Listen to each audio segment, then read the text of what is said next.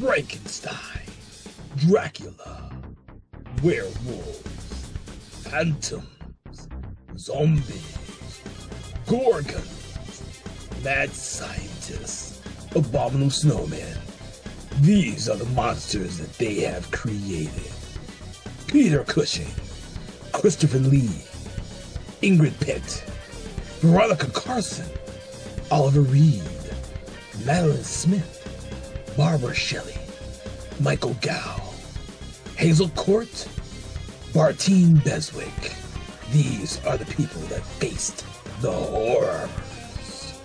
Jimmy Sangster, Terrence Fisher, Michael Carreras, Peter Sasdy, John Elder, Evan Jones, Anthony Hines. These are the people who created the horrors behind Hammer Studios. Welcome to Conversations in Hammer Studio Horrors, your gateway into classic horror cinema, brought to you by Broken Lighthouse Pictures and Something Wicked Entertainment.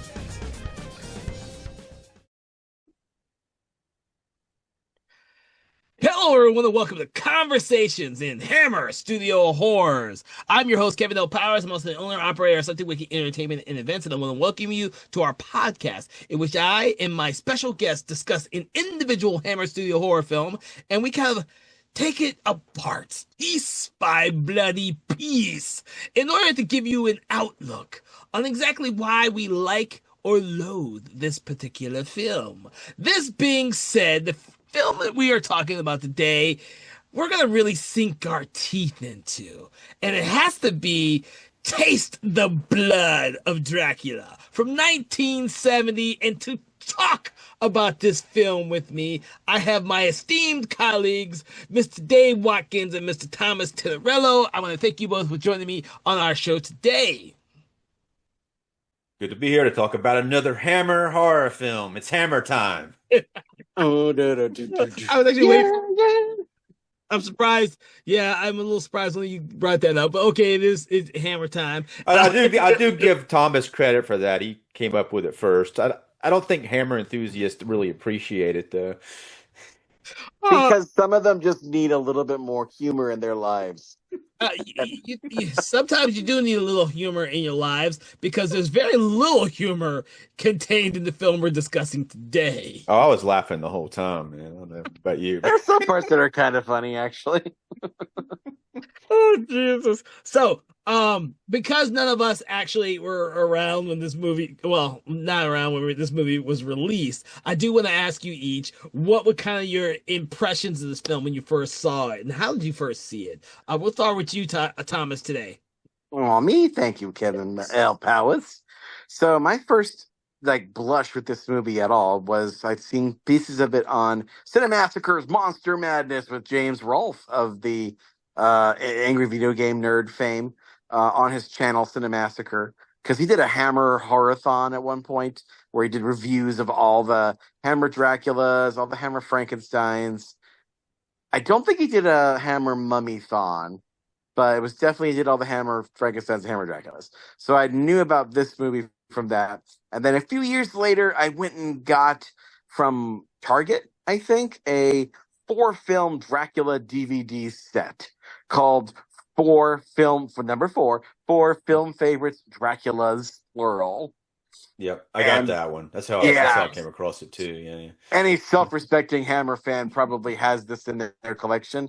It contains very good DVD versions of The Horror of Dracula, Dracula has Risen from the Grave, Taste the Blood of Dracula, the film in question tonight, and Dracula AD 1970.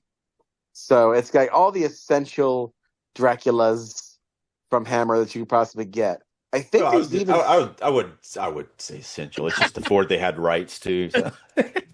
Well, it does skip. Unfortunately, it does skip Dracula Prince of Darkness. I had to wait years to find for them to release a good Blu-ray of that. So I'm glad that I have that. But we talked about that and the whole kerfuffle with that movie in the States on this side of the pond. Hello, by the way, to our UK individuals and fans listening to the show. So yeah, that was my for a while that was the only way you could really watch this sucker, pun intended, was on this DVD set, or if it's on Internet Archive. So yeah. Okay. What about you, Dave? So yeah, so I got that same set. This is the fifth Dracula film. It's the fourth one with Dracula in it. The Brides of Dracula didn't had to have it in there, but so that's how I first saw it, and I think most of them. I tried to watch them in order the best I could. And I did get another copy of it. I have a Blu-ray now, which is the best copy, unfortunately. I'm sure we'll see a 4K in the near future, but right now the Blu-ray seems to be the best quality. It's from Warner Brothers. But when I started to watch it again this time, I saw it before, but I started remembering it a lot better as I was watching it, and it's definitely one that you remember, I think, because it's pretty good, even though there's some weirdness to it because of what happened with Christopher Lee, and I guess they wrote it without him in there, and then the executives after they saw it said he needs to be in there, so they put him in there, and it kind of seems a little disjointed because of Dracula actually being in the film, Mm. which because it was supposed to be Lord Courtly that Ralph Bates played. They were trying to replace Dracula with that character, which they tried to like, use Ralph Bates for Frankenstein too, and it didn't work out as well. So, Yeah, poor Ralph Bates just couldn't get a break at the yeah, Hammer lot back then. yeah, they really thought they're like, man, screw Christopher Lee and Peter Cushing. We got a new dude. He's gonna be a lot less drama, and and he was actually pretty good. I like Ralph Bates's performances, but he wasn't Christopher Lee, or also wasn't Peter Cushing, so it was kind of tough. Yeah, I don't think that the movie suffers that much though from it. There's only one scene that I could pick out where it was painfully obvious this was a leftover scene from the original draft and it wasn't Dracula. But and I made a note of that scene, so we'll get to that when we get into the weeds with this. But yeah, I mean, for the most part, I mean that scene and also the whole motivation of Yeah. Dracula in this movie makes almost no sense unless it's clearly a hastily rewritten draft where the guy was the vampire. So, but yeah, Yeah, yeah. we'll I get mean, into it. it's nice to see Christopher Lee back in there, but Yeah. Oh, and he it does, has yeah, dialogue yeah, too. yeah, yeah. He's got some interesting dialogue, but the So, next movie, Scars of Dracula, he has more dialogue than ever. So Yeah. it is interesting the story behind these some of these Dracula films and Christopher Lee's inclusion in them. Uh the, Yeah. I got the same box set as you guys did. I do not remember what order I watched these films in, to be honest with you. As I've spoken earlier on previous episodes for the previous films in this franchise, I watched these completely out of order, and I had only seen this one other time before rewatching it for the podcast. So I completely forgotten everything that I'd seen, mostly because I saw it out of order. One of my things about this franchise until now for this podcast as we're going through it is the fact that I was never really connected with most of the Dracula films for two reasons. One, I was never a very big person on vampire films, and two, I never watched any of them in order, so I always felt like I was missing something. Or you would with this movie, especially because the beginning, the way that they start this thing. Yeah. When I was rewatching, I was like, "Oh, this is a direct sequel to the actual last one." well, they kind of did that in general, but it's always like when that happens, it's always just like that's the connection, and then it could have been any other movie after that. Yeah, yeah. I actually, now that you guys have talked to me, have discussed this, this would have played much better if it hadn't been like Dracula Resurrected. I think it would have played much better because Dracula doesn't show up for what the 40 Yeah. minutes into the movie. But it's like that in a lot of the Dracula films because that happened Yeah, in Dracula with Prince of Darkness too. But it's kind of, I mean, he comes back from his blood in this one, which makes sense. But I don't know. I mean, I felt like I mean, I always want Dracula to come back in there, but it's weird that he wasn't the intention to begin with, and then they had to kind of shoehorn it back in there, and I kind of feel it. But I do like the story, which is this story is kind of unexpected with the way the characters they choose to use for kind of the protagonists, like these three older gentlemen who are going to these clubs or whatever, this Yeah. brothel and I getting like into that. demon shit. That's what I'm Yeah, saying. It's kind of it's It's a interesting. very cool concept. Yeah. You had mentioned Very unexpected, Yeah. really. You know? Because they're these three families who are interconnected. Their kids are interconnected. They're interconnected because they go to these debauchery places to like get a rise out of life. But they on Yeah. Sundays, Yeah. out of all And, things. Yeah, on They're like, Sunday. the They have last their meet- their Sunday of meeting. every month. And you see these characters are very similar characters in every one of the movies, but they've never been like this before. And it's like No. this is 1970 was the year it was made, so it was kind of starting to get a little edgier in this time. And I think they were like, so it was like is to me, it's like when you're watching it and that starts happening because you're thinking it's going to follow like the younger people and whatever Yeah. boring shit they're going to be doing, and then instead it follows the people who are older that you expect to be extremely boring, going to church and stuff in the movie, and then they go and do that, and it's like, what is Yeah. going on? Yeah, this is the one. This is the one of the, well, not the one, but the first one of all the Hammer Draculas that really breaks the formula that had been established Yeah. by like because like up until now it's been like two young lovers end up or a group of or two pairs of young lovers like usually end up getting lost, getting sent on a carriage, and they go to Dracula's castle. Or somebody travels to Dracula's castle, and it's the only place they can go. It's always very centered around the castle, or Carlsbad, the village, or Karlstein. It's all it's very rooted in just those sets of cliches. Yeah.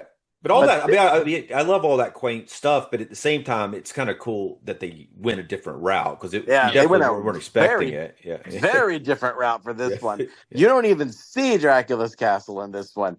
It's very much like based around this little kind of city. It's like it's Dracula in the city, pretty much, as I like to call it. I like that though.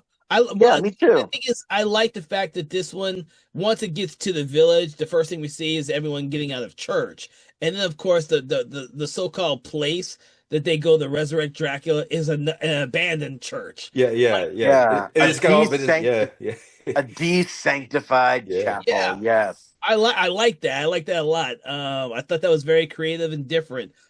Based on some of the other ones, and the production design for this abandoned church is also really cool. That abandoned church ends up biting Dracula in the ass by the end of it, though, because they have it all dressed up satanic, like, but the church stuff's still there. Yes.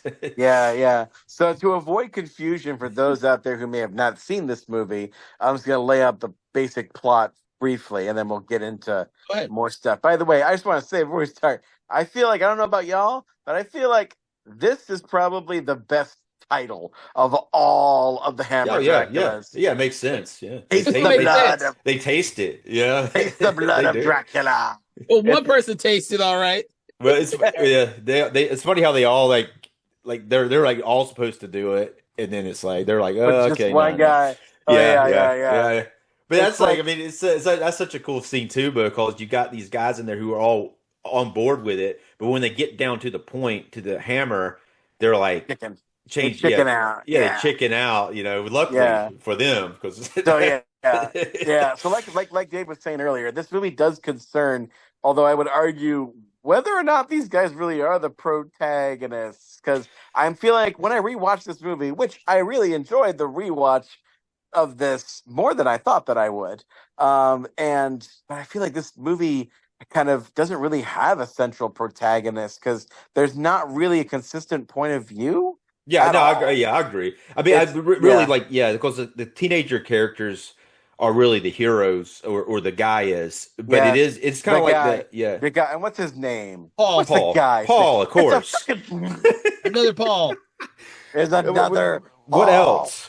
Paul or Carl? That's all we're gonna get. No Carl in the movie though. But So there's these three proper upstanding English gentlemen with the interconnected families in this nice little city. I don't know what its name is, but anyway, they are leading a double life where the last Sunday of every month, and by the way, these three guys, even though their families are interconnected, they kind of sort of pretend to not really know each other either, which is kind of interesting. Because like at one point somebody asks, if you knew, like one of them, when one of them dies, they ask I think it's the mustache one, if he knew him, and he's like, well, I'd met him. He pretends like he was an acquaintance with him, not that he frequented brothels and probably participated in a threesome at one point with this guy. But Yeah. yeah, so that's what they do. Yeah. And They're very like arrogant acting, like the main guy. He's very similar character to it seems like this character was there a character in the previous movie that was very yeah, it was like the kind of the main dude from the dad from the other one, because you kind of think I think I know what you're talking about. Yeah, you're making me remember. Oh crap! It was. Yeah, no, it was. Oh gosh, it was in Dracula's Visit from the Grave. Yeah. Yes, the stodgy Monsignor guy whose niece Right. Yeah. Exactly. was being romanced by atheist Paul in that movie. Right, yeah, but you think that's the character again, and he's acting all strict to the daughter, and he's like all up on her ass, not letting her do anything, and you're like, wow, this guy's like very strict, and he's very like by the book, and then all of a sudden he's like, let's go to the brothel, guys. Yeah. Yeah, and he just gets worse as the movie goes along, and I thought that he would be the protagonist because he's got this kind of weird main character energy about him. Yes. But then he doesn't. Yeah. So it's very. Dies. So I think he dies. He's the first one to go, which is I think like part of it. It almost gives it like a Psycho kind of thing where you're not sure who to latch onto, and I think that's a feature of this movie, not a bug. So yeah, Right, so yeah. I mean, it makes it so you don't. I mean, it's just some of the stuff that happens is not expected, and the way that some of the characters behave are not traditionally is what you see. Even like the daughter Alice, when later on she becomes bitten and she's so gleefully enjoying hurting people. A thrall of Dracula. Yeah. It's like it it obeys what we drive-in mutants call the drive-in rule, which is anybody can die at any moment.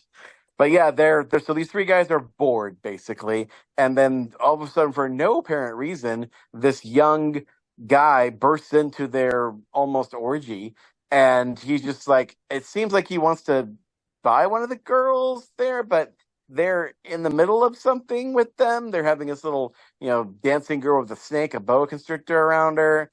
And it's like, he's like, oh, well, then I saw leave. And he leaves. And then there's just enough time for them to be intrigued as to who was Wait, no, he does take one of the girls. Yeah, he snaps his finger. Girl. He comes in and snaps his finger, and that turns them all off. That part. Yeah, they don't even care about the friggin' prostitutes anymore after that. No, remember, Lord Courtly is going through the brothel looking for a specific girl, because the girls are actually paying him. So he's looking for a specific girl that he finds with those three. But the audacity of Lord Courtly is what intrigues them. Yeah, because they've never met someone like him. Yeah, and so then they ask questions about who's this guy, and then their very gay host tells them that Felix is the character's name. Felix, yes. Oh gosh, that might he might offend some viewers' sensibilities because of how very stereotypically gay he is. So be warned about that. I thought it was fun the way he's acting, man. Yeah. But also, we should probably also preface, but put a little caveat too. Also, this is probably 1970 kind of onwards is sort of when Hammer starts getting a little bit more risque with their sexuality and stuff like that. So this really does include, and this particular sequence, some very gratuitous topless nudity in this. So if that's not your thing, ladies and gentlemen, you might want to skip that part. But anyway. So, like, Courtly is on their mind after the boobs are gone, and they say, oh, and then the guy and the gay maitre d' says, oh, well, he's been disowned by his father. He's cut him off because he was found in their family chapel, a desanctified church, doing the black mass. And then like, ooh, interesting. So then they take Courtly out for a drink, and they find that he's basically kind of this Aleister Crowley type occultist sort of dude. And I love the way that we go mid conversation with this, and he's like, "Let me get this straight.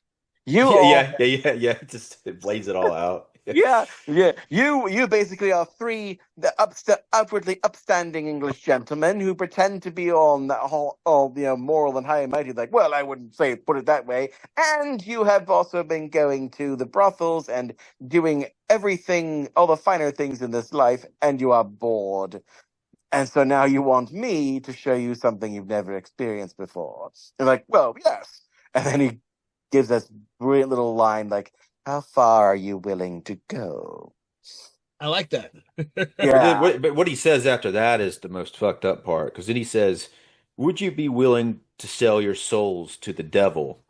And it's just like, what? And then they're like, "Yeah, cool, let's do it." It sounds like Yeah, fun. well, because he convinces them that if they do that, they can extend their lives indefinitely Yeah. by selling your soul to the devil, which, okay. So that's enough to get these old guys intrigued. So he takes them to his desanctified church, but he's got to do something first. Because he has been cut off from his money, he cannot afford some of his most prized objects of the occult that he wants.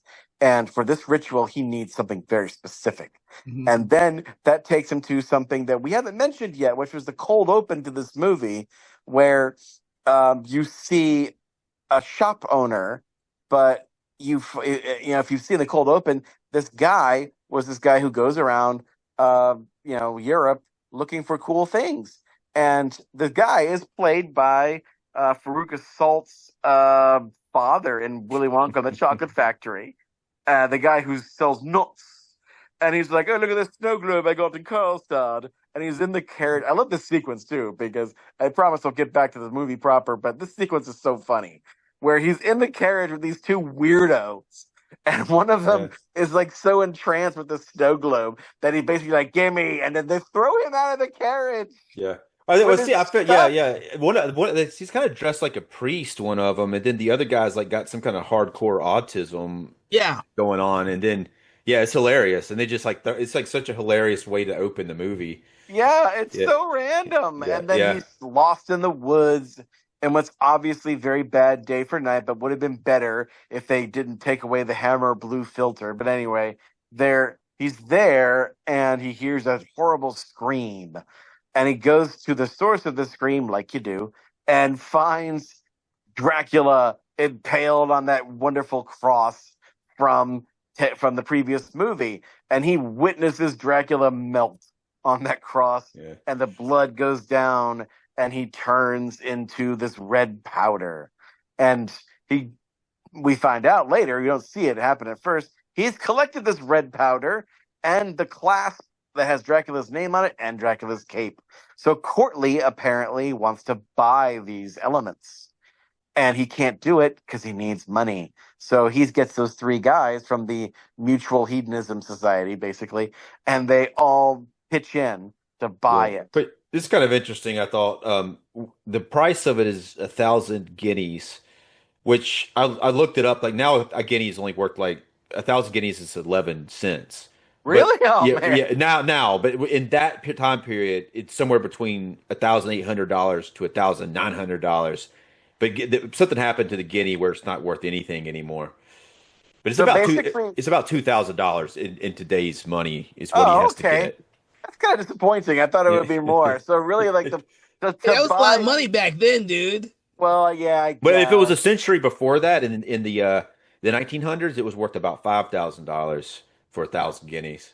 Okay. But So most of yeah. most of the people back then probably lived off of 10 guineas a year. Yeah. But go ahead, keep going. Wow. So really, like the price of Dracula's powder blood cape and clasp is about the price of like rent in a decent sized apartment nowadays. But So I yeah, mean, these guys aren't going to just have it on them walking around, So yeah. So they they were. I mean, buy. they were. It wasn't that hard for them to get the money. It was hard for Lord Courtly to get the money, though. He didn't have any money. I'll Mhm. bet. Yeah. Yeah. No. So yeah, but that's what happens is like they buy this thing, then Corley does the ritual with the full on black mass, with the curtain with the Baphomet on it, and which is funny because the Baphomet image wasn't really something that was really well known back then. The the full image of Baphomet was actually not created, I think, until like the mid '60s in the 20th century. But anyway, regardless, and so he's like part of this ritual to sell your soul to the devil is He's got to, like he brings in some goblets too. He has a case with some goblets. They break yeah, those out. yeah, and you gotta taste the blood of Dracula. But they chicken out, like you said, and while they're chickening out, they beat the crap out of him.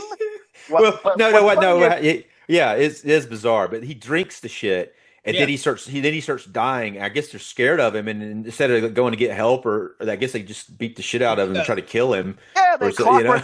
they clockwork orange him to death basically with their canes, and He's screaming like help me," and they're like, "Hell no!" But keep in mind that they're thinking this is all some type of devil stuff, and that they've gone too far and they don't know what to do with it. So they're trying to yeah, get away as much as possible. yeah, It and really so like puts they them in a bad light. Not that they weren't already in a pretty bad light. yeah, like these are at this point we think these are our protagonists. Although we have met Paul number three, and we have Yeah. met his Yeah. his love, who No, is no, like yeah. One thing it's very disjointed. While these scenes are happening, anytime there's any time type of when they get to the point where they need to cut, they cut to a random scene with Alice and her mom having some kind of drama that nobody cares about. And then yeah, it comes back pretty to much, them, yeah, yeah, yeah, yeah. but it's like anytime they need to cut to something, they're like, we shot these dramatic scenes, we'll just cut to those. Yeah, or it's stuff with Paul number three. Yeah. In fact, that's what I'm going to call him from now on. I'm going to call him Paul number three because I'm pretty sure he's the third Paul in the Dracula series, whereas the Frankenstein series has at least two of them that I'm aware of.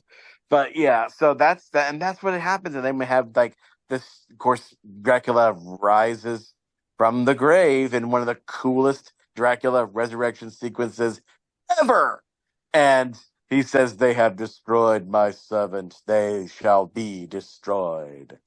Which I thought doesn't really make a whole lot of sense, but it's enough to give him a motivation for revenge. Yeah. But it's like, but what's funny is though, is like, especially if you watch the next movie, Scars of Dracula, um, Dracula doesn't really, historically speaking, care that much about his servant. It doesn't really make any sense for him to Yeah. go on this vengeance quest when this dude who he never knew. Uh, I mean, it doesn't make what would have made sense, and they should have just. It would have been a simple rewrite. They should have had it to where Courtly is a descendant of Dracula, that he's part of the same family. Like he could trace his lineage to Romania. That would make sense actually. And then that way Dracula would then see him as his part of his clan, a part of his family, or even a fellow countryman. And as lord of that house, it is Dracula's duty to avenge him. So that's something very aristocratic, and that would make sense for Dracula as a character. But they didn't do that. Yeah, I don't So think anybody really cared, and the producers I didn't care enough. So it was well, like, the thing is about that whole sequence is I kind of saw that as like Courtly being kind of like the new version of Renfield. Now that Dracula has taken over Renfield, there's no Renfield to be Renfield. Now he has to do all his own dirty work. So he said, "God, you motherfuckers, I'm gonna but kill that's the your thing. ass." But that's the thing, Kevin. Even then, he doesn't do his own dirty work. And we'll get into it, but like 90%, almost actually, now that I think about it, Yeah, someone. is pretty much 100% of Yeah, the killing in this movie is not done by Dracula. yeah. I think the only person he actually kills is Lucy. Yes, yes, yes. You're right. He kills her by sucking too much blood. That's it. That Yeah, is literally it. I noticed that too. I was like, "Huh, this is interesting," because Dracula's not killing anybody in this I movie. know, and I get the impression that was probably a note that the studio took to heart because we'll get into it when we watch and review Scars of Dracula, the next movie, because they compensate for that in Scars of Dracula in a big yeah. way. Well, yeah. I mean, I think it like again that had to do with them only probably having a minimal amount of shooting. They wanted to reshoot less stuff, so that luckily they had the other characters killing people instead of Dracula. But they got a pretty good bit of Dracula in the movie considering. But it's like they had to like reshoot all of his shit, all those scenes, which most of the time it's just to insert a Dracula into them. But Hmm. it cuts together fairly seamlessly though. I thought so too. I was a little surprised by that. I got a feeling that there was something odd with the Yeah. way this movie was made, but I didn't know until we started our talk that he wasn't originally supposed to be in the movie. I Yeah, well, just they wanted him in there, but they were having trouble with him, and then they're like, "Fuck him, we'll shoot it without him." And then when they got it done, the studio was like, "He needs to be in there." So he's just like, "We're not doing it without him." Yeah, this is such an odd movie for me because Dracula doesn't kill anybody. I kept thinking that this one needed to be someone other than Dracula. Because then by the time the way he dies at the end, this one seems a little lackluster for our Christopher Lee Dracula, whereas for a different vampire it would have been perfectly fine. we know it was kind of like that in Dracula, Prince of Darkness a little bit too, because remember they put a lot of he didn't have any dialogue in that one, and they put all the dialogue onto the female vampire in that one. Mm. So it's kind of similar to that. And I was doing some research in the last few minutes, and apparently this is Paul number 2 for the Dracula series.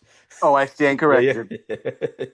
But close, so I'm sure there'll be more as we go on. But That's weird. So I guess Dracula has risen from the grave. That's yeah, the first Paul. yeah, it's the first Paul. So Yeah, this is Paul 2.0. Okay, that's yeah, what I'm gonna yeah. call him. I'm We gonna call him probably have Pauls in some of the other Hammer movies. Like Pauls have shown up probably in the Frankenstein movies or some of the Yeah. other vampire movies. You forget how many Hammer movies we've done, and Paul has shown up, and Yeah, Lucy. so- How many Lucys have we had in these fucking Wait, movies? Lucy's from the novel, so it Yeah, makes but sense for Dracula by this Lucy. time should be not wanting to kill any more Lucys. Like Dracula's, damn it, haven't I killed 5 Lucys already? Shit. All I Maybe that's why cross is maybe Lucy. that's why he kills her. Maybe that's why he kills her because he's like, I've already done this. Yeah. You're done. You're donezo, wench. Yeah. I mean, to be honest with you, if I hadn't seen any of the other Dracula movies, I like the way that the way the Lucy and Alice character is very similar to the characters of Mina and Lucy in the original novel. I was Yeah. fine with that, but because we're watching these movies in order, it seems like it's very repetitive to keep calling these fucking characters Lucy. Yeah. Come up with I something. think I, I think think they only I called her think- sorry. Lucy in the first one in the horror of Dracula, but I don't yeah, know. that's right. It kind of Yeah. stood out though. Lucy definitely stood out. I mean, it's okay to use Paul and Kurt over and over again, but when you start actually going back to the original novel names, it's like Yeah. Well, I think maybe some of that had to do with like, I mean, even the next movie, Scars of Dracula, has like one aspect of the original novel that they hadn't done yet. So like even as these movies progress, there's still little bits and pieces of the original novel that keep showing up. You know, whether Yeah, it's a yeah. character name or character motif or a setting or even a part of Dracula's power set that he hasn't done yet. Although I'd say one Dracula power set that he never does in any of the Hammers is change into a bat. But we'll get into that with Yeah. Scars of Dracula. Yeah, Where- yeah. There's a bat in there, but it's a crazy bat. It's hilarious, but actually. Yeah, never- but these movies. He doesn't change into the bat, which when you're watching that, you think he's going to change into the bat, but that bat just comes and puts a bunch of damn blood in his mouth and yeah. wakes him up. But the next scene after he wakes up is the introduction of Lucy. It's 45 minutes into the film, and we see like her and Jeremy, her boyfriend, are racing horses, and it's kind of a Beyonce. cool scene. But yeah, fiance. Remember, Oh, she's my showing God. off her ring. She's showing off her ring Yeah. The fiance to make Alice jealous, yeah. playfully jealous. Yeah, there was like some drama scene earlier about Alice and the other dude like wanting to get Paul. married or something. Paul, there was Oh, like and a it scene was- where that happened. Well, It's- yeah, there was the party because Yeah. she couldn't go to the party because her dad won't let her. And yeah, No, but he goes and she doesn't anyway. her father would be fine with the party. It's Paul that he doesn't like. Yeah, and he never explains why. Well, I get the impression that because he wants to keep that personal life with Paul's father, separate. He Yeah, doesn't yeah, wanna because have any- it's one of his dudes that he hangs yeah, out he's with. he doesn't want Paxton her is his daughter last to be, name. Yeah. Oh, associated. yes. So Oh, yes, we should probably like say their names because it will otherwise we're going to get them confused, and we'll give them stupid nicknames like Mustache Guy. Yeah, I think Mustache Guy's name's Secker or something like that. Decker, it's a weird name. Yeah, I that's kept his last misspelling name it. though. Yeah. Yeah, when I was typing his name in my notes, autocorrect kept making it into a bunch of weird different Yeah, things. yeah, same here. But it's Well, Secker. I guess his first name's Jonathan, but they never say his first name. Jonathan know. Secker. Yeah, it's always say him Secker, which is like a weird last name, and the other Yeah, guy's last name's Paxton, like Yeah. Bill Paxton. But it's like It's a hard fit. even like Paxton- Lucy's his daughter, so her last name's Paxton, and Paul is his son. Yeah. So Paxton is like the first guy, the guy who gets drunk, and then the second guy is Harwood. Harwood's the first one. Oh no, Harwood's the drunk. No, Paxton- William Harwood's the dad of Yeah, Alice. he gets who's drunk. like, he gets drunk. Okay, that's He's what you're the saying. dad, Yeah, yeah, he he starts gets drinking drunk. the brandy. Yeah, he breaks out that Yeah, brandy. Yeah. So Harwood's the drunk, Paxton's the coward, Coward. and then Secker is the intellectual. He's the guy with all the books. Yeah. Well, he fares better than most of the others, but he still ends up getting it in the end. But every for time sure. one of them dies, like Dracula has to say some one-liner, like that was the first one, and then that Well, was the second one. Yeah. It's like that he's was like, the third one. Yeah, he really kind of ritualizes it in a way that should be cool, but somehow it isn't. But anytime, but I mean, it's Christopher Lee. Anything he says sounds golden because of that voice, and that presence that he brings with it. Yeah. But before we get too much into it, though, I want to say we should probably talk about the people that made this movie because this movie was different in the people that had behind the scenes. Aside from Anthony Hines, who's the writer of this movie, he wrote under the pseudonym of John Elder. John Elder was pretty much the pseudonym for anytime Anthony Hines, who was the producer, decided to write something, and he did it a lot with Hammer. So this is one of his scripts, and he's all over the place in the Hammer films. Then you got Peter Sasdy, the guy who's directing this movie. Pete Sasdy is very I don't think he did very many Hammers, but he did he was the new kid on the block for this thing. But right. He did a few of them. I was looking it up. Nothing that really caught my eye too much. Christopher Lee said in an interview that he wasn't sure about him at first, but like once he met him, he was like he knew what a Hammer Dracula required. So I was very keen to work with him. But anyway, Peter Sasdy went on to. I think this was his first real feature film. He'd done a bunch of TV stuff before this, but he went on to direct such immortal classics as Countess Dracula, which is like the Countess Bathory movie that I think that was did. a Hammer film too. That had Ingrid Pitt in it. Yeah, it did. And then of course Hands of the Ripper. Yeah. Nothing But the Night, also with Sir Christopher Lee. I Don't Want to Be Born, which is like a very weird Rosemary's Baby Exorcist cross thing that they did. Yeah. And then The Lonely Lady with Pia Zadora, which was basically a softcore porn thing that effectively killed his career, and he went back to TV after that till he retired in the mid-90s. And and apparently he's still alive at age 91, but by the time this drops, he may have left this earth. But if he hasn't, Mr. Peter Sasdy, thank you for making this movie. We love your work. He's actually 90. He was born May 27th, 1935. Oh, dang. He is hanging in there, bro. Yeah. Well, but he, I like the direction of it. I think it's like what we said before, that the inclusion of Dracula kind of made a little bit of it not make sense, but I like what he was doing, especially like with the brothel scenes and. Yeah, it could have if they just massaged some of the rougher ends of the script, it probably would have been something where you're like, of course this is a Dracula. It fits. It makes much more sense. But yeah, so we mentioned Mr. Hargood, who's played by Jeffrey Keane, who's the chief cheater of this. The chief hedonist guy. He's the one who gets drunk. He's mostly known for being the Minister of Defense in several James Bond movies. And then you got the other two guys. I didn't look them up. But Linda Hayden plays his daughter Alice Sargood, and she is very noticeable for folk horror fans as the seductive and heavily eyebrowed vixen in the folk horror classic Blood on Satan's Claw. Yeah, it's a good one too. Very folk horror in that. That's tough to Yeah, see, actually. It's awesome. It's awesome. I watched it yeah, probably about a year ago. I got a really good copy of it from 88 Films. yeah. I think she was like 17 when she made this movie. She was super young. Yeah, she's so I didn't connect her to the other film, but she plays the kind of lead witch in the other film, doesn't she?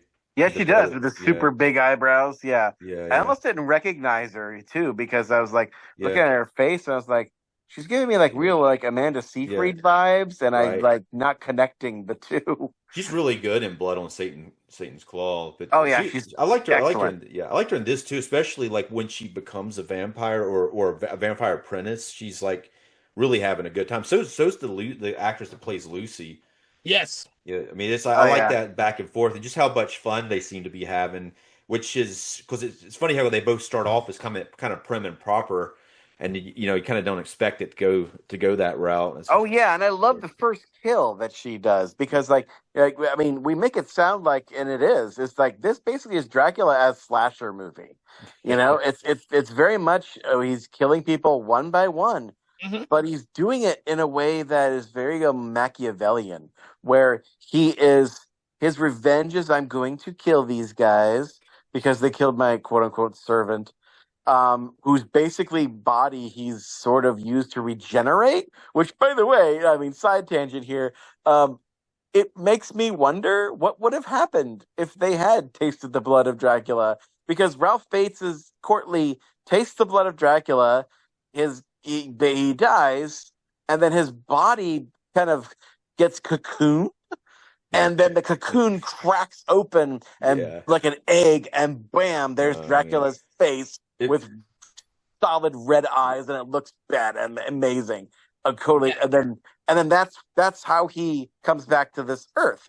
his And his eyes are like all the way red there. It was like the full Yes. eye contact lens. yeah, I wish they had done Really it like cool. at least one other part in this movie. It would have looked amazing. Yeah, he wouldn't But be able to see it. Right. He'd been real grouchy wearing that shit, I'm sure. oh yeah, I mean, he was grouchy, dude. He was grouchy wearing the bloodshot contacts. He didn't like wearing those Yeah. either. But I thought the breaking of the face looked kind of weird, but the eyes were really awesome. Like the full contact. I mean, those things are trying to put those in your eye, man. Those are Oh, rough. I'm sure they would have Yeah, been painful, but they look yeah, amazing. yeah. But like, it Yeah. begs the question though, like, what would have happened if all three of them, well, all four of them, including Bates, if they had all drunk the? What would there He have would have been been? Super Dracula. He would have taken all their bodies and morphed them together and become Super Dracula. Or would there have been like four Draculas? We would have had like four Christopher Lees walking around.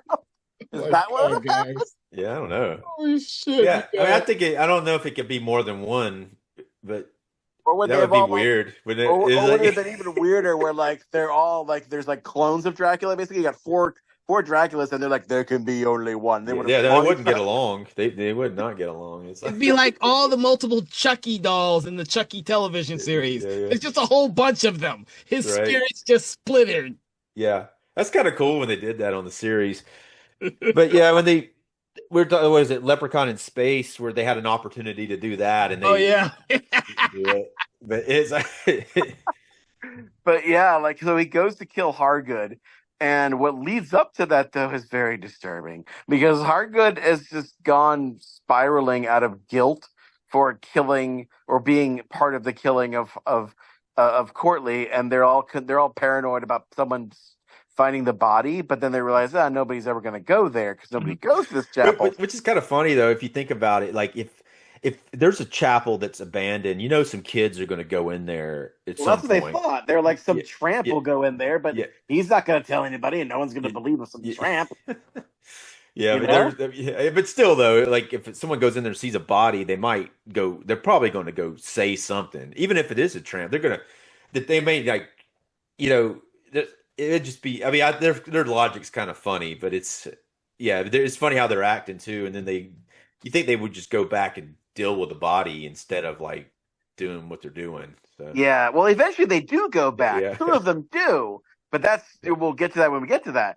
So that part at least makes sense. But like for but here, like one other thing though about that, because dealing with the body would have been kind of easy. take the body and throw it into one of the there's coffins in the room, which we Oh see yeah, there's later. at least there's Which, 4 of them. yeah, that's all they had to do was throw it in a coffin, and it'd be very unlikely anybody would ever see it. Yeah, but they're not that bright, apparently. But they But do yeah, but later on when they go in there, they actually open one of them up to look for his body. yeah, yeah. Well, Because obviously Secker, they're panicked and they're also scared about going back too. But then, yeah, yeah, yeah. But Secker's the one who suggests it, and Secker's the one who opens the coffin to discover a vampire. So right. yeah, like Secker's the intellectual one. He's the guy who should be making all the decisions because he's clearly the smartest of them all. Yeah, Mr. but Mustache.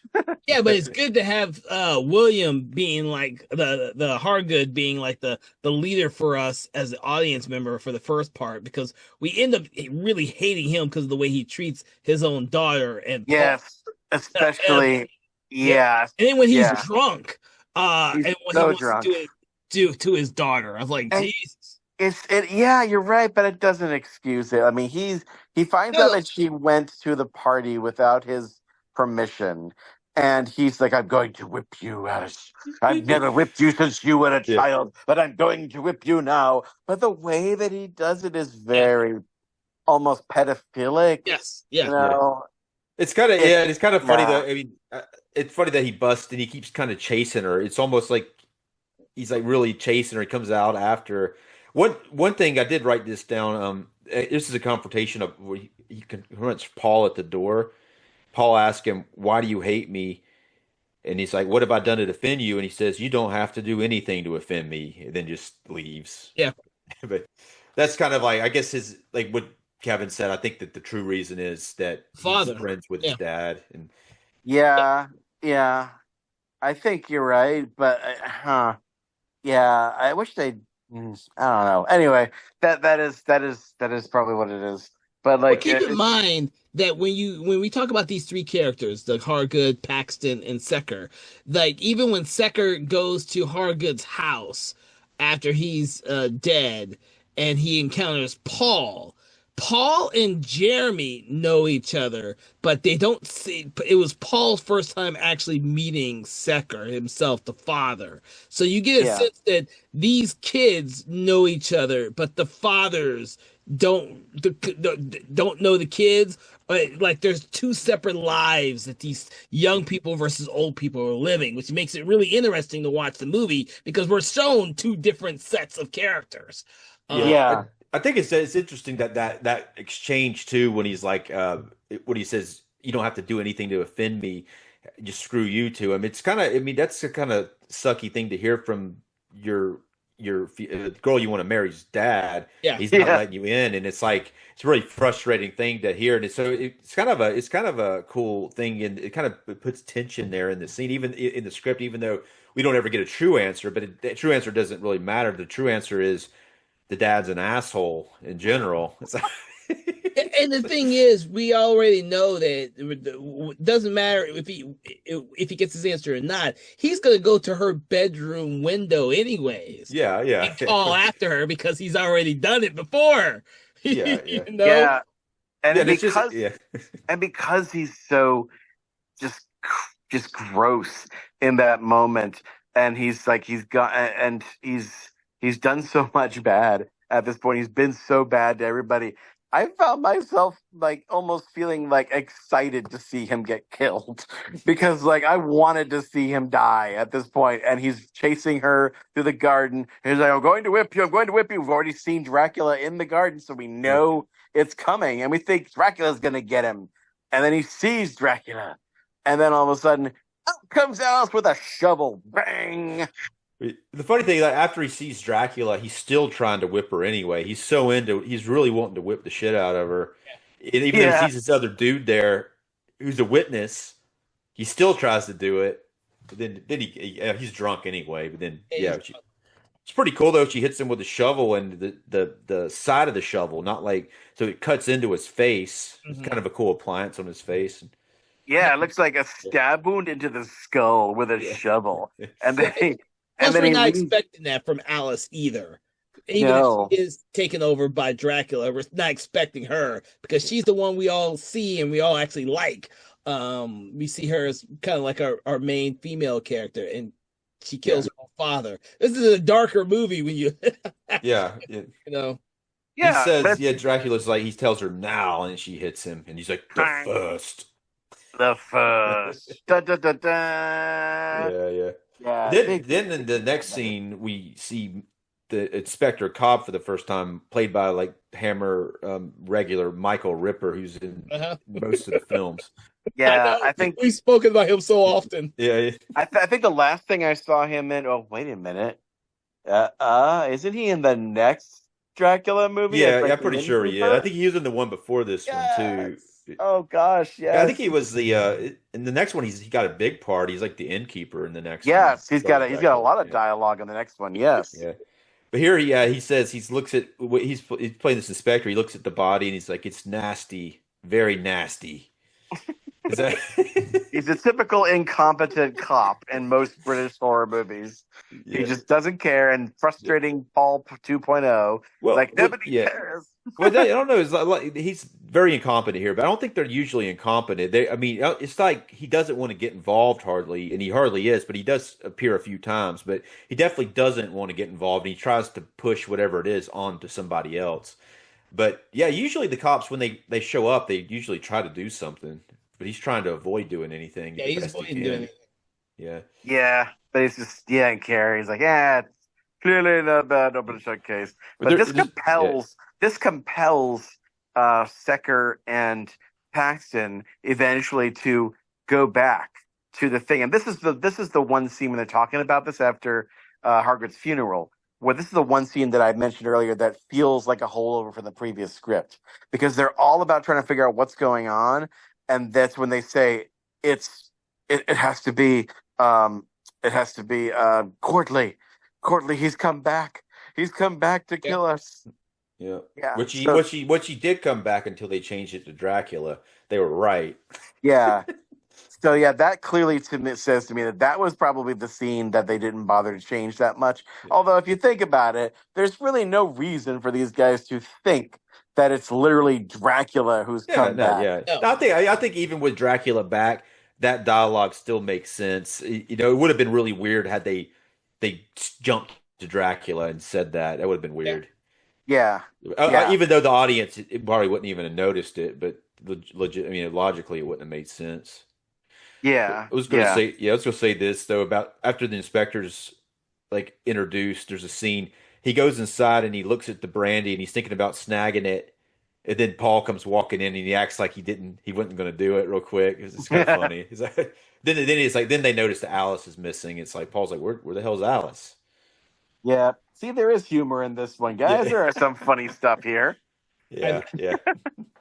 But then they Very go light. to the consecrated the deconsecrated church, and they find to their horror that Paxton's daughter is Lucy, and they open the coffin thing and blah, it's Lucy, and she's dead. Oh no, she's not dead. She's only mostly dead. Look, he doesn't say that. I saw that. I've thrown that Princess Bride reference, but like she's got 2 puncture holes on her neck, and that's when they finally say vampire. There's a vampire thing going on here. And Secker starts, first of all, Secker has a bright idea to do this in the daylight.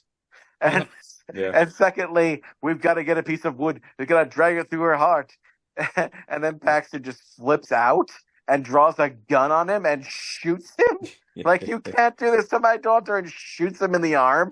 And then Secker conveniently goes outside and faints from blood loss. And poor Paxton just sits there for, I guess, 2 solid hours, and the sun sets. And then he finally gets up the courage to raise that very sharp stake to put it into the ample bosom of his daughter. And then, of course, eyes go open, and she grabs it.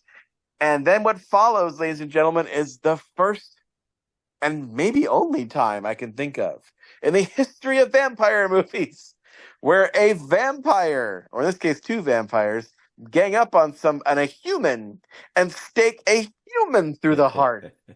Yeah. It's a cool scene too. It's a cool It scene. is. Yeah. It is cool. Yeah, I wasn't expecting that because I'd forgotten most of the movie from the first time I watched it. So watching it again, I like the fact that Paxton, who's more or less a chicken shit the whole movie, is the one who brings a gun and shoots Secker. I really did laugh at that, but the face that he gives is like so genuine. Like he said, "You're not stabbing my daughter, man. You're not Yeah. stabbing her." And then of course he has to mourn for, like you say, maybe a couple hours till night falls. And then he gets up to courage, and then of course by then it's too late, and he gets stabbed himself. So I like that resolution to that. And he's terrified too. You see the look on his face, and because he's being killed by his own daughter. So it's kind of like with the first one when Alice kills her father. This one, the kids are killing the parents. We're gonna get to Secker pretty soon, who gets killed by his own son. Like, dude, I love that part of this movie. I'm like, damn, these kids are ruthless. It does show like what's her name, Lucy? Well, Alice, like go to Lucy and trick her into coming to Dracula. There's a scene before she's turned, so they're being yes, it is nice, and then it follows. Then they go and the Jeremy character, which is Lucy's fiance. They go and attack him. I forgot his name. I guess it was Jeremy. I completely totally. I forgot his name, and the movie forgets he exists. For sure. He's not. That the fact that he seems much older than the rest of them. So he seems like the He doesn't get much screen time. He's in it a few times, but I mean, really, because those characters don't show up until like 45 minutes in. It's kind of like they're very like got a few lines here and there. It shows them a few times. And I have to say, Paxton's death is the most brutal of all of them. Like, there's a lot of blood coming out of his chest. Yeah. No, I liked his death. I like the way that the deaths were handled in this movie, even though there's not Dracula doing them. I like that. I like having the kids of these people kill their lecherous parents, who are they're supposed to be the epitome of high society, and really they're just as debased as anyone else in town, and they're getting killed by their own kids. I love that aspect of the movie. It is pretty cool. And I just realized something. It just occurred to me, like how Dracula is basically mind controlling these kids to kill their parents. Mm-hmm.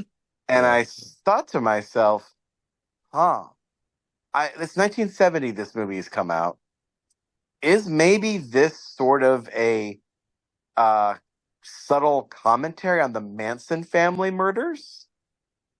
Because think about it, Charles Manson's defense when he was put on murder trials was that for murdering Sharon Tate and all those people, was that he didn't do any of it. His followers did it.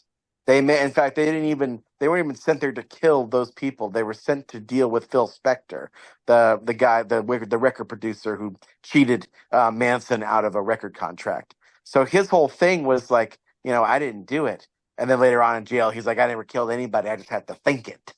Mm-hmm. So maybe, and it's the same kind of thing where like the young people are being controlled by this evil man to kill the straight generation, that just straights the upstanding people. So yeah, I wonder if that was. I mean, I don't know if it was intentionally inspired, but I could see it's being maybe not like straight up inspired by it. Maybe they subconsciously thought about it. Because if you think about the way it would have been with Lord Courtly in there instead of Dracula, it probably would have been exactly the same, because the way that the scenes are shot with the kids, they would have been the ones doing the killing. Yeah, and you know what? I think about it. If it was Courtly, I think the analogy would be even clearer, because Courtly is an occultist, and Courtly at that point, when he's got followers doing his bidding, he is a cult leader at this point. I think it would have been. That's a really good observation. I had to look it up because I remember when the Manson family mirrors were, and it was a year before this was released. So I wouldn't be surprised at all. Yeah. And it's probably better they changed it to Dracula to make it less apparent too. Well, yeah. Because at that point, it's like really hard. It's really hard to see it. Yeah. Although it's funny because I think in Dracula, Prince of Darkness, I think they use the word cult in relation to Dracula. They say he's going to expand his cult of vampirism in Prince of Darkness. So it's not the first time that Dracula as a character has been shown as like a kind of a cult leader. Yeah. And then later on, of course, they move it. They go to that, I think, a little bit even more so with Satanic Rites of Dracula. Yeah. Yeah. So Very. yeah, and I feel like the church, the desanctified church itself. As I watched the movie further along, I realized that the desanctified church is kind of a metaphor for the spiritual rot of Victorian society in this movie, because this movie is very preoccupied with tearing down the bourgeois, um, British, outwardly Christian Anglican sort of high society, Yep. which the previous Draculas were not really that concerned about. In fact, I would say that especially the last movie before this one, Dracula has risen from the grave, that one is very, very conservative at its heart and very Christian at its heart. Whereas this movie is still that, but it's Yeah. much more complex. The It's the, the much, one the one yeah. before this one did have the atheist as the hero character, Yeah, but he but it's becomes a yeah, Christian by the end of the movie. Yeah. Whereas yeah, this one, not so much. I mean, like I said, he still has to do something. I mean, I do think we're getting ahead of ourselves here, but I do think it's interesting that the solution to the Dracula problem in this movie is not kill Dracula. The solution to the Dracula problem is reconsecrate the church. The solution to the problem is not let's kill the evil, let's restore the good. So I think because that's what Paul number two, Paul 2.0 yeah, has to do after he finds dead Secker's notes, which is a great little scene because like most of these movies, the main character has to meet up with an expert in vampirism. With Mm. this movie, Paul 2.0 does not have that luxury. His expert is dead. So all he has is his notes and he has to put it together himself. Well, He's got the books. he does have he doesn't have to do that because the Inspector Cobb reads the letters to him. So, Yeah. yeah, that's another like Inspector Cobb. That's the last time we see him. But he's like sitting there. He's like reads the letter. He's like, okay, I And guess you he's could got take it from here, and he leaves. You know. Yeah, he's got that. But then Paul Tuberto's got the book on vampires that is from Secker's library, and he's got that in his mandate. He knows what to do. He doesn't try to stake Dracula to the heart. He just says you've got to reconsecrate that church because a vampire cannot set foot in a church. If you reconsecrate that church, he will be trapped and destroyed by the holiness of the site. This is like the only Dracula movie I can think of where a building, the sacred space of the church itself, is the weapon that destroys evil. Right. It's not a cool cross like it was in Dracula's Risen from the Yeah. Grave. There is a cross on the stained glass though. Yes, Yes. yeah, Yeah. which he breaks. Yeah. Yeah, and that's what does him in. But like Do- it's the building itself, which is yeah. pretty neat. Do you feel like so like when the inspector reads the letters to him, that's it like an hour and 23 minutes in. Do you feel the hammer hurry up from here to the end, or do you I think it do. feels more Yes. I did. natural? I wrote Is that that down. This is it. This is when it happens. Because, like, Yeah. for those of you who have been following us, ladies and gentlemen, we have noticed in these Hammer movies, like from the get go, I think even from Horror of Dracula on, they have been doing this thing where the movies keep a pace, and then by the time we get to the last 30, even 10, 20 minutes, and sometimes last 15 minutes of these I movies, think it's usually the last 10 minutes really is yeah. when we see it. And this is But like, see, this is the hour and 30 minute movie, hour and 34-minute movie. And it's an hour, this is like 10 minutes before the end of it, I think, is when it yeah, gets like that. and the pacing just cranks up. Yeah. The stakes get really high, and the character knows what they have to do, and they are going for it, and they do it, and that's the hammer hurry up. Yep, that's when Yeah. it happens. Pretty much when Paul 2.0's got that book, and he just goes to the consecrated church, the unconsecrated church, and decides he's got to do the thing. Yes, he does. Yeah. But watching him go yeah. through the church slowly, well, actually, he goes to the woods and finds Lucy's body in the water first, and then he I was gonna mention. I think we mentioned it briefly earlier, but Lucy's death happens because she's annoying Dracula. It's kind of similar in the previous one. There was like a kind of that one girl who became a vampire was annoying him too, and he doesn't abide by that sort of behavior. Like when the girls start trying to get his attention, he's like, all right, I'll give it to you. And then he just bites her and kills her. He's like, He revenge. does the same thing too. He's like, I have no further use for you. Yeah, yeah, which I've never really bought that whole thing because, like, hell, if you're gonna make her a vampire, make a whole bunch of vampires and let them be the target of But she, destruction, so you but can she, get away. but she It's aggravates him though. She follows him around and is like wanting his attention. Yeah, And you he's know what it like, is? It's yeah, Dracula. You know what it is? You know what it is, gentlemen? It's Dracula did not like some clingy wenches. He yeah. does not like it when you get clingy. He does not like it when you want, you when you want to be exclusive. Because that was the previous lady's problem in the last movie was that she wanted her Dracula to herself. He's like, why would you want her when you got me? Remember that? Yeah, yeah, yeah, So yeah. that's what ticks Dracula Yeah. off. He's He like, saw that he no. saw it happening again. He's like, this is gonna be just like last time. She's Yep, not he gonna want me to remembered. have like 7 other bitches, you know. So it's Dracula's a pimp. You know what?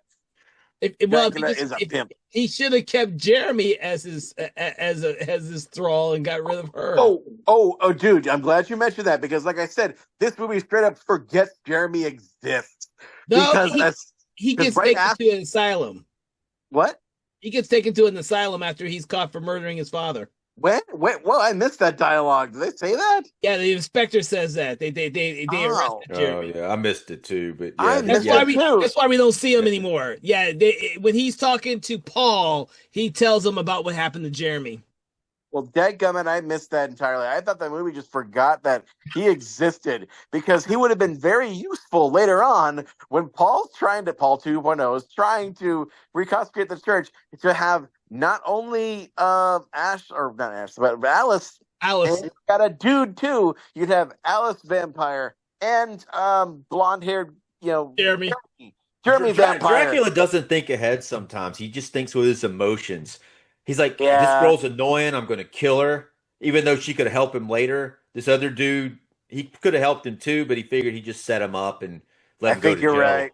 I But think you're right. if Dracula was someone who actually remembered what he did from film to film, he would think that he would like lots of people to take the blame for it, and he could just chill and hide out. Like, but no, he kills everybody, or he like Jeremy. He lets him get caught because like he didn't know what to do with him after Jeremy kills his father. So Jeremy just sits there, gets caught, goes to an asylum. Of So course, what's funny though is if that's the case, then Jeremy is now part vampire, living in an insane asylum. He's probably gonna end up eating bugs. He's gonna become a new Renfield. well, he's supposed to be a vampire, so the moment that any light goes into his cell, he just bursts into flames or some shit. I Yeah. don't know. Well, no, Yeah, because like I think yeah. they established that you got to get bitten like at least 3 times in order to become full vampire. Up Wow. until then, you're just a thrall. So Dracula seems to have a hard time controlling his followers. It seems like a lot of times, maybe he can kind of sense the ones that are going to do right, but he never like. I think he also don't like hanging out with anybody. no, He kind of gets them to hang out to do what he needs, and then he's like, "All right, I got to go. This is too many people hanging around." yeah, Yeah, I mean he's an antisocial sociopath. He likes to be alone, and he just likes using people like pawns in chess. well, keep in That's mind that with these people in this film, that he wants to kill them all anyway, so he doesn't really care as much because they killed they killed Courtly, so yeah. so he doesn't really care much for any of these people, anyways. Which is why I thought it was cool that he's having the kids kill their parents. I said, okay, Yeah. It's a game to him, which I guess is part of what makes what Veruca Salt's dad and the shopkeeper in the beginning of the movie interesting because like I think I'm not sure, but I think this might be the first Dracula movie where he is explicitly referred to as the most evil man who ever lived. Yeah. Which I think even then he probably wouldn't be number one. He'd probably be in the top five. Hmm. We have since I think the 20th century especially has given birth to some pretty monstrous figures who probably would have even given this Dracula a run for his money for the title of most evil man in the history of the universe. Well, but this particular movie, he really existed, so he's evil. He's like there, Maybe they should have called this one "The Evil of Dracula." Yeah. Just to lean into that. But Taste of Blood was just too good. No, yeah, Taste of Blood was Taste, appropriate. yeah, Taste of Blood it's also a cool title too. Taste of Yeah. Blood, Dracula. Taste They the blood of they do Dracula. taste it too, and it doesn't go too good. Yeah, going back a little bit, I do love the effect that they'd use to rebloodin the powder. It was pretty cool, where like one drop of Courtly's human blood goes into the powder, and then all of a sudden it just like there's this like little fount of very like strawberry daiquiri looking blood coming up and just bubbles and bubbles to the surface. And one guy's goblet overflows with Yeah, I it. know. I like that. I like It's that. like, yeah, it's so funny that they go a little overboard. It's like, why are they going to put so much in the goblets? I think they would have maybe drank some if it wasn't like over the top, because like you can hardly hold them. It's like about to spill all over the place. Because Dracula is so extra. Even when he's dead, he's so extra. Yeah, because it was so much blood, and they're sitting there like, I ain't drinking this. Yeah, it is a lot of blood. It's Yeah. Oh my God.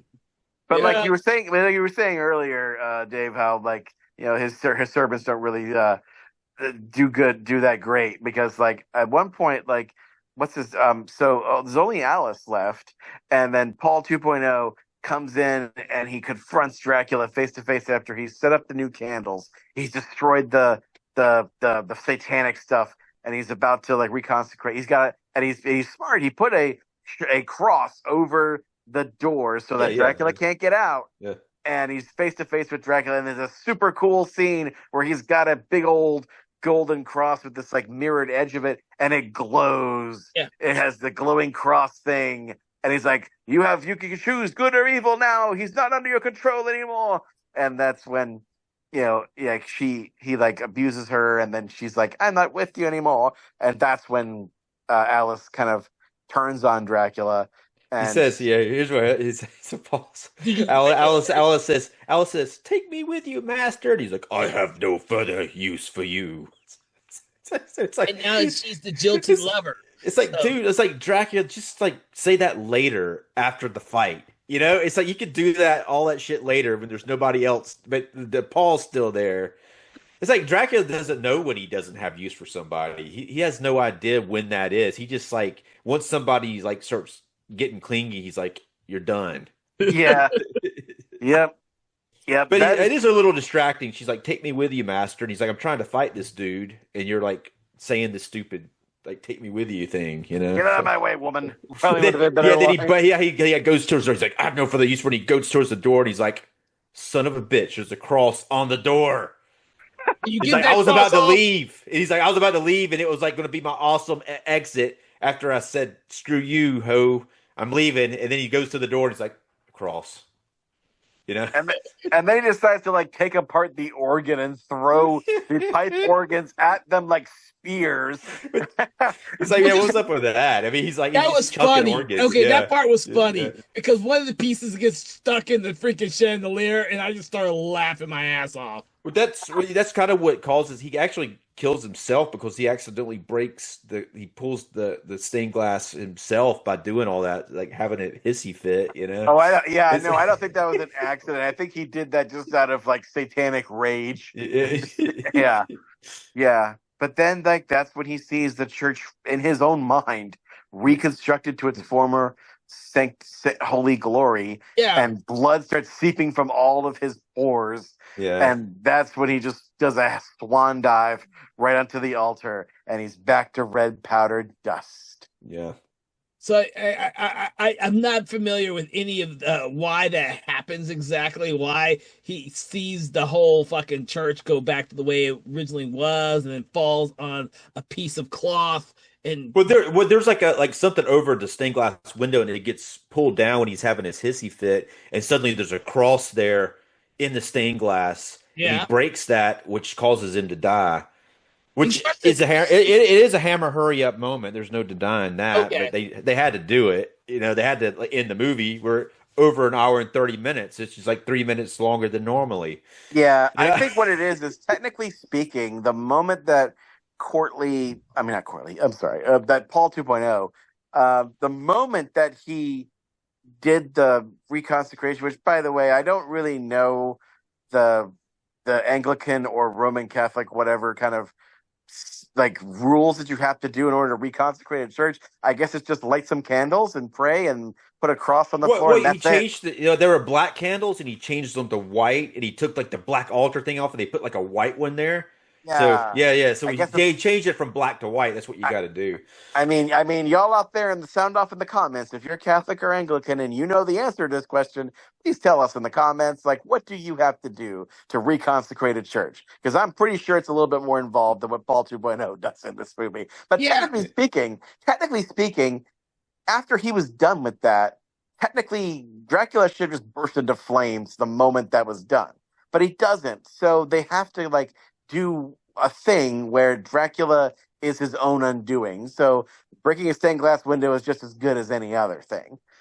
Yeah. Yeah. I mean, also, I think some people probably look at that and think that it's kind of a sort of retroactive reference to Vlad the Impaler's break with the Catholic Church, well, break with the Orthodox Church, because the Orthodox Church excommunicated Vlad the Impaler, Vlad Dracula, because he had the audacity to marry a Catholic woman. He married a Catholic woman who was like wife number 4 for him. Um, to make a political alliance with the King of Burgundy, who was Catholic, because he needed the king's armies to fight the Sultan. But that pissed off the Archbishop so much that he excommunicated him, and that's where we get all the myth of Dracula's soul could not go to heaven, so he became a vampire. You know, that's where all that comes from. But I just think it's funny that like that's what pissed them off. It's not the impaling people on spikes, drinking the blood of your enemies, any of that stuff. That's nope. It's just you married a Catholic. Screw you. But like I think people nowadays probably would see this as part of the movie and think it's almost a weird kind of hearkening to the moment in Coppola's Bram Stoker's Dracula, where Dracula commits an act of blasphemy after his wife is dead by stabbing a cross with his sword, and then out comes the blood, come from this huge like blood just coming from the cross, and that's what turns him into a vampire. So I don't know. I think it's part of that whole thing. I don't know if it makes any sense, but yeah. Coppola would have taken it from that. I mean, possibly like Coppola, like maybe that triggered the idea of Vlad the Impaler at the beginning of his movie, which was the part he added to it. Yeah. And then Gary Oldman's wearing the Twizzler suit at the beginning of it, which is kind of interesting. I've never heard somebody liken it to that. Neither have I. That is so. That's perfect for it too. Yeah. Oh my They God. do it again in the. You ever seen the movie The Cell? Yeah. Yeah. They have Twizzler suits in that too. Yes. Oh, Cell. Haven't so seen weird. that in so long. Yeah. But so there's 2 more short little tidbits after he goes. He goes outside. Paul leaves with Alice. Everything's good now. She's not a vampire like lover anymore. And then it cuts back to the room, and the whole thing is just filled with red dust. It looks very like it's like red, like it's like pollen but red. The whole room.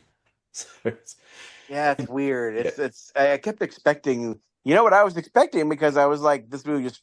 I thought I was wrong, but I thought that Jeremy was just forgotten. I was fully expecting like Jeremy to come sneaking back and just like grabbing some of the vampire dust and like, hey, They never do it. They never do anything cool like that at the end of these hammers. It's like it's always like it's over. There's nothing else left. We're and they done. Go straight to they go straight to the credits, which we've always commented how quickly these movies stop and go straight to the credits. Right. It pretty much happens here, but we do get to see it's a little more natural because we do see the dust in the room for a few beats before the credits actually come over it. Yeah, it kind of sort of reminds me of there's almost a vague hint that they expect Dracula to go on. That the dust that represents his physical form is gonna like fly up in the wind, fill the room, and maybe like escape and go somewhere else. It almost reminds me of the ending of one of my favorite Dracula movies, and I hope we'll do it someday, is the Frank Langella Dracula 1979. Where in that movie they kill Dracula at sea by putting him on a hook and exposing him to sunlight in a really cool way. Yeah. That whole Dracula death is amazing. But like he dies up there. All that's left is his cape, I think. And Yeah. then all of a sudden, the cape kind of animates and becomes a bat thing and flies away. And it's like, oh, that's kind of neat. And I thought something like that might happen, and it doesn't. But like, yeah. And also, it kind Yeah, of yeah. confused me too. It kind of confused me a little bit too because this obviously we're getting ahead of ourselves here, but these movies go one after the other, which is part of almost all of them, which is part of what makes the Dracula series so cool. Is that it feels like a it feels up until Scars, it feels like one long movie that just goes from one thing to the other, and it's a pretty consistent universe as far as continuity goes. But I was a little confused actually when Scars started, because Scars starts with the Dracula's remains in the red powder and the cape and all that on a slab, Yeah. but it's not in the Yeah. consecrated church. It's in his Right. castle. Yeah. It is weird. Yeah. It's almost like Scars is a little bit of a reboot. Everything's different in that one than before. Yeah. Actually, I like Scars though. It's a lot of people think that's the worst one, but I Oh enjoyed no, it. no, no! It is far from the Yeah. worst one. I know Far from the worst. what is that historian, his name Kim Newman, Kim Newman, yeah. yeah. Who wrote the Yeah, books? he was saying he thought that Scars was the worst one, but I don't I've always liked Scars pretty good. No, no, no. It's not the worst one at all. But actually, I do think this one. I mean, we'll get into it when we get into our ratings then later. But like, this one's kind of gotten higher in my estimation. I think I'm starting to like this just as much as I like Dracula's Risen from the Grave, which up until now was my favorite. But now I think it's tied with this one. I had a lot of fun rewatching this one. It was. I mean, I feel like it's gotten better to my Yeah, no, estimation. I don't know yeah. why. Yeah, I was kind of surprised by it too, watching it this time. I kind of remembered it last time being, especially when I remembered they're not necessarily that old, but they're like the father is like, and them doing the all that other stuff that they do at the when they go see The brothel. the brothel. Yeah, I was like, yeah, I always thought that was very interesting that they picked those characters. But yeah, I think it is. It's one of the better ones for sure. Actually, I liked all of them that we've watched. Speaking of those Different three reasons. guys, I'm glad you brought them up, Dave Watkins. We talked about how cool the three murders are, and although they're not the only people who die, the slasherish nature of it, which is pretty Yeah. cool. But like, Dracula has dialogue in this, and we know Christopher Lee can do a zinger, and that voice would have made it so much better, I think, if he had some kind of quip for each of these guys. They're just saying the first or the second or the third. Yeah, It could yeah. have been so much better Yeah, if something more. he'd Yeah. done something. But I think it would have been even better if, say, we had a time traveling Arnold Schwarzenegger as Dracula to do those three death quotes. So I've got one or two for each guy. Okay. And my Schwarzenegger alternator. So, for those of you out there who don't know, it's a thing we like to do on this show where we imagine what if Arnold Schwarzenegger had done the kill lines or the kill the monster line, which is usually a thing that happens in all these kinds of movies. So, here in this one, we imagine what if Schwarzenegger Dracula had done the deaths in Taste of Blood of Dracula. And here we go. We'll start with Mr. William Hardgood, who, as we recall, was shoveled to death by his daughter. Here we go. Okay. Now that's Daddy's little girl. Or, time for you to shovel off this mortal coil. Okay, those are bad. This one's I should have put more emphasis on the word shovel. double. Yeah, Number 2, Paxton's death, stake through the heart. Hey, Paxton, how do you like your steak? Me? I like mine bloody. So bloody. And number 3, Sector, stabbed by his own son.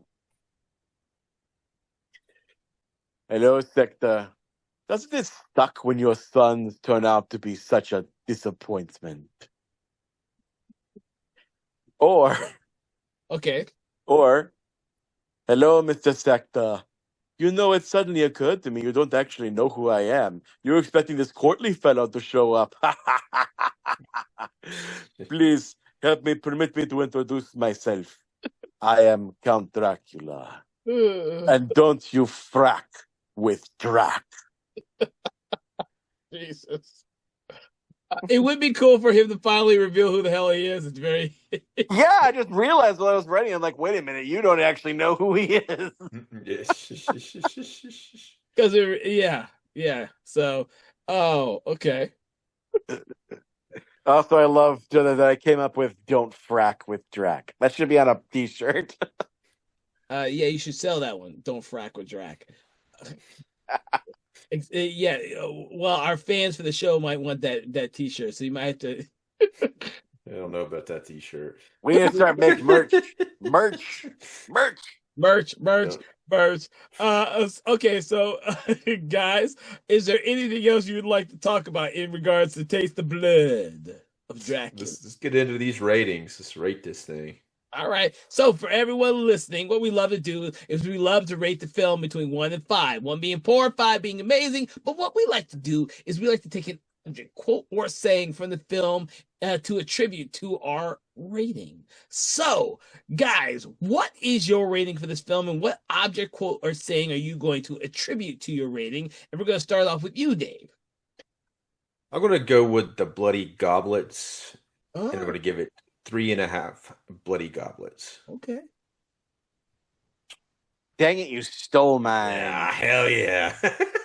You stole mine. But thankfully, I have a few backups because there's so many good, marvelous, and terrible objects in this movie that you could choose from, So, like, you could do, like, glowing crosses or, Kevin can't use glowing crosses now. Or broken stained glass windows. There's so many cool things. So I think I'm going to go with something that's small, portable, and stylish. And actually, it kind of opens this movie, this object. And it's Dracula's clasp. Yeah. That little clasp for his tape. I consider that too. Yeah, it's smeared in his powdery blood. And it's got, the title is put right in front of it. Taste the blood of Dracula. Yeah. So if there's any object in this movie that is begging to be the thing that we use to rate it, to me, it's Dracula's clasp that says Dracula right freaking on it. So I'm going to say this movie, I'm going to rate it 3, and I will also rate it 3.5 Dracula clasps out of 5. It's a good one. Okay, so I actually was surprised. I like this one more than you guys. So I'm gonna give it 4 hours in the brothel room.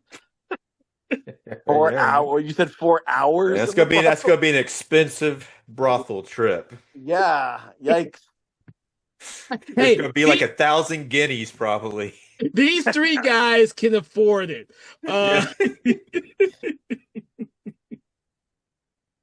Oh, Jesus.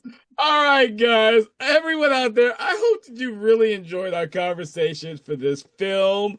Please make sure to check out our previous episodes on the previous films in this franchise. We are slowly getting through all the films in order. So it is a great chance to go ahead now and check out the other episodes on this one, as well as the other Hammer franchises that include the Frankenstein films and the Mummy films, which we've also been delving into. Make sure to like, follow, share, subscribe, do that thing you do with your favorite podcast or your favorite podcast app, Spotify or YouTube. And please make sure to check out our regular program, which is Conversations in Horror, which is every Wednesday at 8 a.m. From all of us here at Something Wicked Entertainment, we hope that you have had a pleasant time enjoying your stay here with us at Dracula's church/castle, and we hope to see you again real soon. Now my revenge is complete.